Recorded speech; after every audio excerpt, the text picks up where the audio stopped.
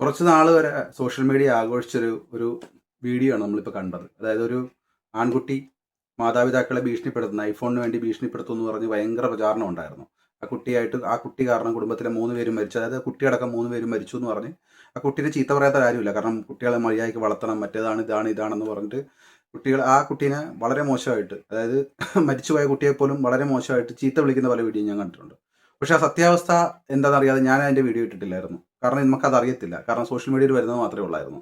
പക്ഷേ അതിൻ്റെ ഇപ്പോൾ പോലീസ് അതിൻ്റെ റിപ്പോർട്ട് വന്നിരിക്കുകയാണ്. കാരണം ഒരു വർഷത്തിലേറെയായിട്ട് എൻ്റെ മാതാപിതാക്കൾ പിരിഞ്ഞ് ജീവിക്കുകയാണ്. അവരെ ഒന്നിപ്പിക്കാൻ വേണ്ടി, അവരെ ഭീഷണിപ്പെടുത്താൻ വേണ്ടിയാണ് ആ കുട്ടി അത് ചെയ്തിരിക്കുന്നത്.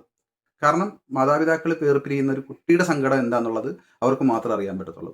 അതിനുവേണ്ടിയാണ് ആ കുട്ടി അവരെ ഭീഷണിപ്പെടുത്താൻ വേണ്ടിയിട്ടാണ് എന്താ പറയുന്നത്, റിസ്കി ആയിട്ടുള്ള കാര്യങ്ങൾ ചെയ്തത്. അത് തെറ്റ് തന്നെയാണ്, ഇല്ലെന്നല്ല. കാരണം ആത്മഹത്യാ പ്രവണത ഒരിക്കലും ഞാൻ പ്രോത്സാഹിപ്പിക്കുന്നില്ല. കാരണം അത് തെറ്റ് തന്നെയാണ്. പക്ഷെ അങ്ങനെയെങ്കിലും തൻ്റെ മാതാപിതാക്കൾ ഒന്ന് ചേരുമല്ലോ എന്നുള്ള ചിന്താഗതിയായിരിക്കും ആ കുട്ടിയെ കൊണ്ട് അങ്ങനെ ചിന്തിച്ചത്.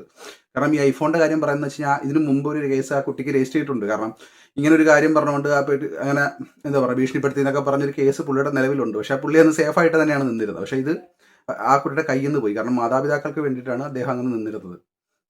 നിങ്ങൾ ഈ മുൻവിധിയോട് തന്നെ എല്ലാ കാര്യങ്ങളും ജഡ്ജ് ചെയ്തുകൊണ്ട് വീഡിയോ ഇടാൻ നേരത്ത് നിങ്ങളൊരു കാര്യം മനസ്സിലാക്കുക.